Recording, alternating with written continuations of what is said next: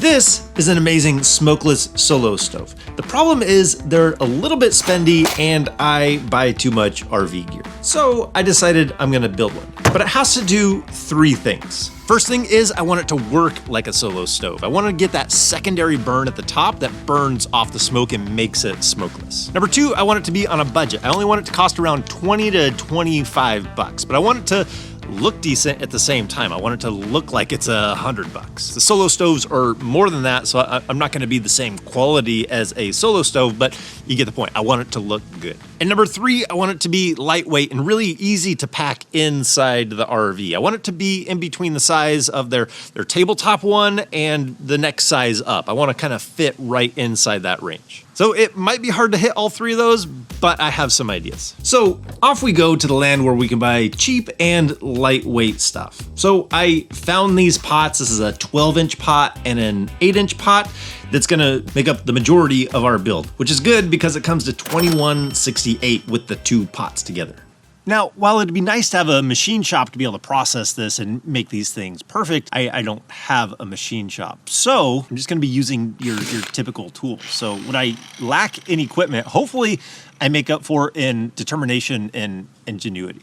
So I took some quick measurements, made some templates so that things can be more uniform and look a little bit more professional. Because I know that these holes that I'm gonna drill aren't gonna be perfect, but if they're uniform, they're gonna look way better. I also need to make these not look like a pot so they look more like a fire pit. So taking the handles off and giving it a more smooth stainless steel appearance on the outside.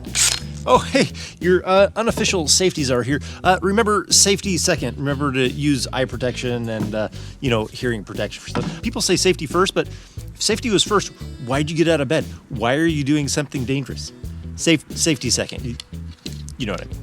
Then I wanted to start drilling my holes, but I'm gonna work on the inner layer first. I'm gonna start with a punch so each one is marked out, that drill bit's not gonna wander around, and then I'm gonna drill it out. This way I can learn kind of the process of drilling through this stainless steel and make some of my mistakes in something that's not really gonna be seen all that often. All these holes are on the bottom of the inner layer so that it can let the air from the bottom up and feed the fire. The goal here is to make it look like uniform Swiss cheese on the bottom. Okay, here's some tricks that I learned after drilling all these holes, and I have a lot more to go, but I think this is gonna help speed it up a bit. So using a punch, not just to mark where it's gonna be and keep that bit from traveling around, is actually starting the hole with the punch. But the thing is, when you do that, you can't just have it be open on the other side. I have some ideas to have some wood backing so that I can actually start the hole with the punch and make it easier for these bits. And when you're using the drill bits, stepping it up, starting small, helps out. Starting out with a small 1/8-inch bit is a good starting point, and then stepping it up to 3/16. I believe the ones that we did on the bottom were the 7/32. I could step it up if I need to, but I thought if I wanted to put pellets in here and use it that way also, that this is gonna be a good size for that. But I also wanted to be able to clean everything up on these holes and not leave those burrs. And so trying to get a file down on the inside, it just wasn't all that practical and feasible and kind of difficult to do. So what I did is I grabbed a larger drill bit and I was able to just really quickly give it a quick blast and it would take all the burrs off of it. So I did that on the bottom and on the inside. But on the inside, I had to use an extension. So this drill bit was able to use this extension so I could reach down into the bottom of the pot. So that was extremely helpful. But I do want to kind of give drilling just a little bit of a break, and so I need to cut that top lid. So I'm gonna mark that out with the bottom of the small pot so we can cut that out. I did a test on that center of the lid to see how the metal cutoff wheel is gonna do, and it burned it pretty bad. It wasn't cutting it all that great. So what I wanted to do here is just take my time in cutting that circle. I didn't spend much time on any one spot, so it didn't burn through that finish. And eventually,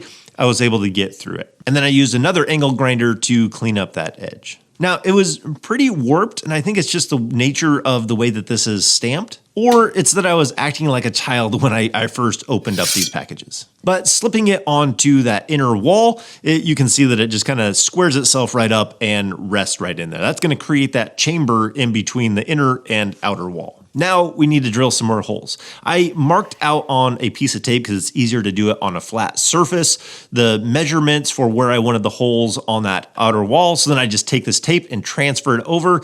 Then we use the punch to get those holes started. Again, start with an 1/8 inch bit and then work our way up to, I think I did a 3/16 inch bit here. Then after a ton of holes drilled on that, I moved to that inner wall and did that same thing. Put the tape around there, use the punch to mark the holes to get them started, use an 1/8 inch bit, and then work your way up to 3/16 of an inch. Don't be fooled, this is hours of drilling, but at this point, it's just about done. This is pretty easy to assemble. You just have a few pieces, slide them together, and you can see how easy this is going to be to clean once we burn in it. So here it is, the almost finished product. It has one more test before we can give it its grade. So tonight, when the sun goes down, we're gonna light this thing up. And then tomorrow, if it survives the test, we'll give it its grade at dawn.